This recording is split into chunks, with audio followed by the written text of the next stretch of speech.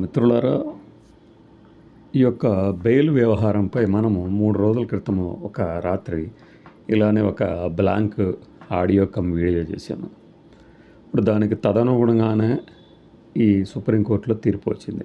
నేను హైకోర్టు వరకే వెళ్ళగలరు అనుకున్నాను నేను.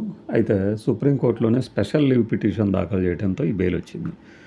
ఓకే, విధి విధానాలు, ఈ పెట్టిన సెక్షన్లు దానికి ఏవి వర్తిస్తాయి, ఏవి వర్తించవు అని మనము ఆ రోజు చేసిన వీడియోలోకి తగినట్లుగానే ఈ తీర్పు కూడా వచ్చింది.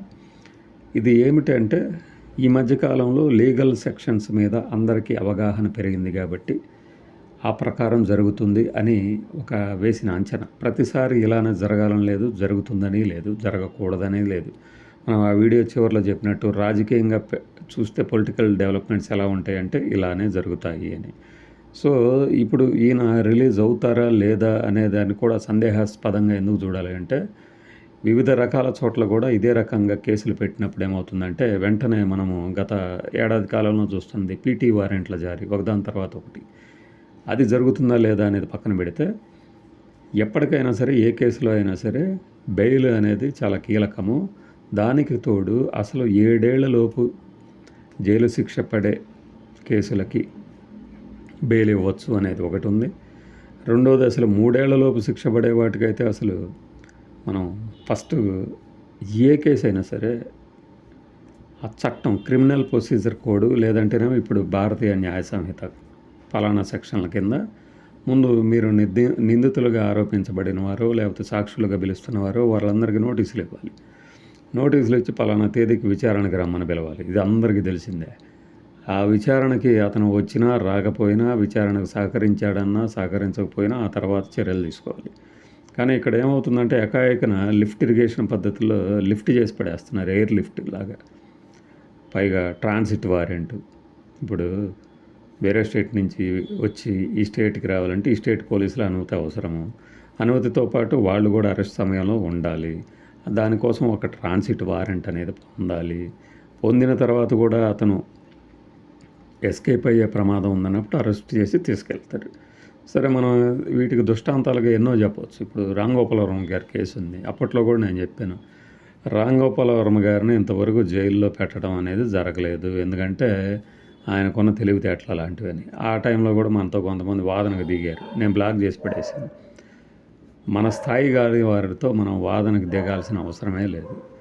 వాళ్ళు మనకన్నా చాలా పెద్ద స్థాయిలో ఉండనివ్వండి, కింద స్థాయిలో ఉండనివ్వండి. అలా ఇప్పుడు వర్మ గారికి కూడా నోటీసులు ఇవ్వడానికి వచ్చిన వాళ్ళే నోటీసులు ఇవ్వలేకపోయారు, నోటీసులు ఇచ్చేసి వెళ్ళిపోయారు. విచారణకు ఆయన పైగా ఈ మధ్యకాలంలో మనకి వీడియో విచారణ కూడా ఉంది. నేను వీడియో దాకా విచారణకు హాజరవుతాను. కోర్టు దాన్ని కాదనలేదు. ఎందుకంటే నేను రాలేని పరిస్థితిలో ఉన్నాను. విచారణకే కదా రమ్మంటుంది. నేను ఇలా వస్తాను అన్నప్పుడు కోర్టులు కూడా దానికి అంగీకరిస్తాయి. లేదు లేదు, పోలీసుల దగ్గరే కూర్చొని, పోలీసుకి ఎదురుగా కూర్చొని మీరు విచారింపబడాలని ఎవరు కోరుకోరు. అలా ఎప్పుడు కోరుకుంటారంటే, అదుపులో తీసుకున్నప్పుడు జ్యుడిషియల్ కస్టడీ అనో లేకపోతే పోలీస్ కస్టడీ అనో ఉన్నప్పుడు మాత్రమే. ఆ తర్వాత ఇప్పుడు ఈ కేసుకు సంబంధించి చూస్తే మనం అంచనా వేసింది కరెక్ట్గా జరిగింది. దానికి ముందు మనం పిఎస్ఆర్ ఆంజనేయులు గారి గురించి చెప్పాము. గాలి జనార్దన్ రెడ్డి గారి కేసులో బెయిల్ ఎందుకు ఇస్తారు అనేది రాజకీయాలు పక్కన పెట్టి చూడండి. సన్నాసిగాళ్ళకి ఈ విషయం ఎన్నిసార్లు చెప్పినా కూడా అర్థం కాదు, సావదు, అంతే. ఇప్పుడు గాలి జనార్దన్ రెడ్డి కేసులో 7 ఏళ్ళు జైలు శిక్ష పడింది. ఆ 7 ఏళ్ళు జైలు శిక్ష పడే దాంట్లో 4.5 ఏళ్ళు 3.5 ఏళ్ళు ఆల్రెడీ జైల్లో ఉన్నాడు. అండర్ ట్రయల్ కింద తీసుకున్నా లేకపోతే శిక్ష కింద తీసుకున్నా సగం కన్నా ఎక్కువే అనుభవించాడు, లేదంటే సగం అనుభవించాడు. ఆ తర్వాత దీని మీద నాకు బెయిల్ ఇవ్వండి అని కోరారు ఆయన. వెంటనే హైకోర్టు మంజూరు చేసేసింది. ఇది జరిగింది. అయితే వీడి రాజగోపాల్ అప్పట్లో గనుల శాఖ ఎండీగా చేసిన అతనికి మాత్రం ఎక్స్ట్రా జైలు శిక్ష వేశారు. ఆ ఇదిలో అతను ఎలా ముందుకెళ్తాడనేది ఆయన తెలుసుకుంటాడు. ఇక్కడ పిఎస్ఆర్ ఆంజనేయులు గారికి సంబంధించి ఆయన హెల్త్ బ్యాక్గ్రౌండ్స్ చూపించి, ఇదిగో డాక్టర్ల రిపోర్టు కూడా ఏమని చెప్పింది, ఇతనికి చికిత్స అవసరము అనగానే ఆ బెయిల్ ఇవ్వడం జరిగింది. ఇంకా దీనికి ముందు వల్లభనేని వంశీ గారు కానీ ఇంకెవరికన్నా కానీ ఆ బెయిల్స్ అన్నీ కూడా హెల్త్ బ్యాక్గ్రౌండ్స్ దృష్ట్యా వచ్చాయి. ఇంకా ఇప్పుడు రాజకీయంగా సంచలనం కలిగిస్తున్న కేసుల్లో ఇది జరిగింది. ఇంకొక నాకు అత్యంత హాస్యము పడి నవ్వుకున్న విషయం ఏంటంటే, నిన్న సదరు అమరావతి వ్యాఖ్యల ప్రయోక్త సారీ ఏమనాలి, ఆయన విశ్లేషకుడు ఎవరైతే ఉన్నారో ఆ జర్నలిస్టు కృష్ణరాజు గారిని అరెస్ట్ చేసిన తర్వాత బెయిల్ పిటిషన్ విచారణకు ఉంచితే, ఇది ముందస్తు బెయిల్ పిటిషన్కి ఆయన తరపున మరి వాదించిన ఆ లాయరు ఏ గొప్ప ఆశయంతో అలా మాట్లాడాడో తెలియదు కానీ, ఈ పాటికి అరెస్ట్ చేశారు కాబట్టి ఈ పిటిషన్ విచారించాల్సిన అవసరం లేదు అని కోర్టులో వాదించారట. నాకు అసలు ఒక లాయర్ ఇలా చేయగలరా అనిపించింది. ఇప్పుడు విచారణకు వచ్చింది అంటే నా క్లయింట్ తరపున తప్పేమీ లేకపోయినా కూడా పోలీసులు అరెస్ట్ చేయడానికి చూస్తున్నారు. ఈ పాటికి అరెస్ట్ చేశారు, మీరు బెయిల్ ఇవ్వాల్సిందిగా ప్రార్థిస్తున్నానో ఇంకేదో చెప్పాలి. కానీ ఆయన అలా చెప్పలేదంటే దానికి కారణం ఏంటి? ఎటు అరెస్ట్ అయ్యాడుగా అవనండి అన్నట్ట. లేదంటే ఇక్కడ బెయిల్ పిటిషన్ కనుక తిరస్కరిస్తే మళ్ళీ వేసుకోలేమనా? ఈ రెండో విషయం అయితే కాదు, ఖచ్చితంగా ఏదో ఉందన్నమాట. ఇంకొక విషయం ఏంటంటే, ఈ కొమ్మినేని శ్రీనివాసరావుని అరెస్ట్ చేసిన సందర్భంలో స్థానిక కోర్టులో ఆయన తరపున లాయర్ని కూడా అనుమతించలేదనే కొత్త విషయం తెలిసింది. ఇది జనరల్గానే ఇప్పుడు న్యాచురల్ లాస్ అంటారు, సహజ న్యాయ సూత్రాల ఆధారంగా ఎలాంటి నిందితుడైనా ఆయన తరపు లాయర్ని ఏమంటారు ప్రవేశపెట్టడానికి అనుమతిస్తారు. మరి అక్కడ ఎందుకు జరగలేదనేది చూడాలి. అట్లానే నేను ఈ వీడియోలో చెప్తుంది ఏంటంటే, ఇప్పుడు ఉదయం ఈ కృష్ణరాజు తాలూకు విచారణ మీద 2 పేపర్లు అనుకుంటా బాగా జడ్జి గారు ఏం అడిగారు, ఈయనేం సమాధానం చెప్పాడు, నీళ్లు నవ్వాడా లేకపోతే ఓఆర్ఎస్ నీళ్లు తీసుకొచ్చుకొని నీరసపడిపోయి మళ్ళీ తాగి మళ్ళీ నవ్వలాడా, ఇవన్నీ కూడా నీట్గా రాసుకొచ్చారు. ఏంటంటే, మీరు అలాంటి వ్యాఖ్యలు చేస్తుంటే మీకు సిగ్గనిపించడం లేదు అని తీవ్ర స్వరంతో హెచ్చరించారు జడ్జి సురేష్ కుమార్ గారు అని రాసుకొచ్చారు. Well and good. మరి సుప్రీంకోర్టులో కొమ్మినేని గారిని కేసు గురించి విచారిస్తున్నప్పుడు మరి ప్రభుత్వం తరపు లాయర్ని ఏమని గద్దించారు, పోలీసులను ఏమని ప్రశ్నించారనేది ఎందుకు రాయలేకపోయినాయి? పాపం 2 పేపర్లు ఘనత వహించినాయి. పైగా ఇంకొకడేమో నేనున్నాగా నేను చూసుకుంటాగా అన్నట్టు తీవ్ర హెచ్చరిక చేస్తూ బెయిల్ ఇచ్చారు అంటాడు. తీవ్ర హెచ్చరిక చేస్తూ బెయిల్ ఇచ్చేదేంటి? ఏ ముద్దాయికైనా నిందితుడికైనా బెయిల్ ఇచ్చే ముందు ఏం చెప్తుంది, సత్ప్రవర్తనతో మెలగాలి, మీరు ఈ కండిషన్స్కి తగినట్టుగా నడుచుకోవాలని చెప్పి పంపిస్తాడు. ఇప్పుడు ఈయనకు కూడా వచ్చింది అలానే కదా. అయితే అందులో ఆ వాదనలు జడ్జి గారి కామెంట్లు చూస్తే ఎవరికైనా నవ్వు వస్తుంది. నేను ఇంకొక ఇన్సిడెంట్ కూడా మీకు గుర్తు చేస్తాను. అంటే గెస్ట్కి యాంకర్కి ఏం సంబంధం? గెస్ట్ని కంట్రోల్ చేయాలి అంటే ప్రతిసారి కుదురుతుంది అది. అప్పుడు నవ్వారంటున్నారు, నవ్వితే అరెస్ట్ చేసేస్తారా? మేము కేసు విచారణ సందర్భంగా నవ్వుతాం, మమ్మల్ని అరెస్ట్ చేస్తారా అన్నారు.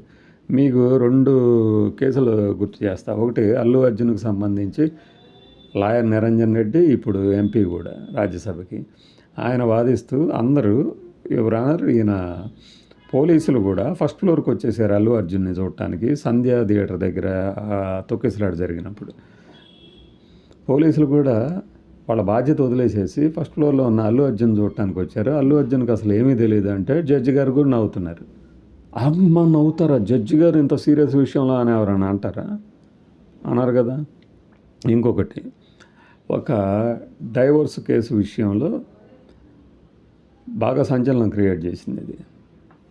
బహుశా అది నాకు గుర్తులేదు, రాజస్థాన్ అనుకుంటా స్టేట్, మరి సరిగా గుర్తులేదు ఆ కేసు.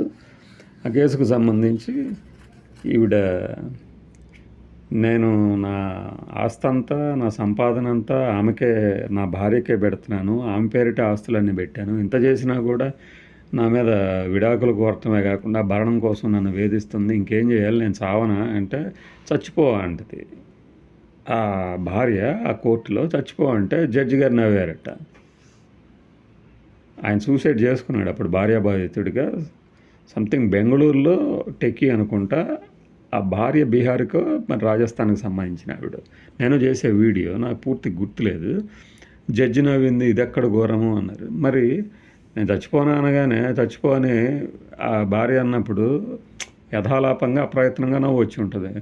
జడ్జిని కూడా అప్పట్లో దోషం చేశారు. అఫ్కోర్స్ అందులో ఆ జడ్జి గారి ప్రమేయం కూడా ఉండి ఉంటుంది. కావాలని పీల్చి పిప్పి చేయడానికి ఇన్ని వాయిదాలు, 6 నెలల్లో 15 సార్లు వాయిదాలు నేను ఉద్యోగం చేసుకునే పని లేకుండా చేశారని ఆవేదన భరిత స్వరంతో చనిపోయాడు అతను. అదందరికి గుర్తుండే ఉంటుంది. ఆ సందర్భాలు గుర్తొచ్చాయి ఇప్పుడు సుప్రీంకోర్టు జడ్జిలు. మేమేదో నవ్వామంటే నవ్విన దానికి అరెస్ట్ చేస్తారా అని. మరి దీనిని ఇంత డీటెయిల్డ్గా ఎందుకు రాయవు ఈ పత్రికలు? అందుకే అంటుంది ఒక కాయిన్‌కి అదర్ సైడ్ కూడా చూడాలి. చూడాలంటే అందరి వాదనలు వినాలి. మనకంటూ ఒక జడ్జిమెంట్ ఉంటది.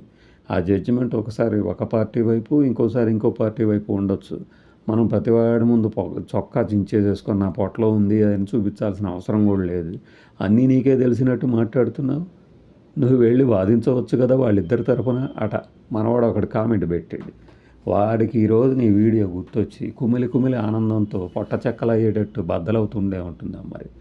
ఇదేమిట్రా బాబు, నేను ఆ రోజు అన్నాను అవన్నీ ఇలానే జరుగుతున్నాయని.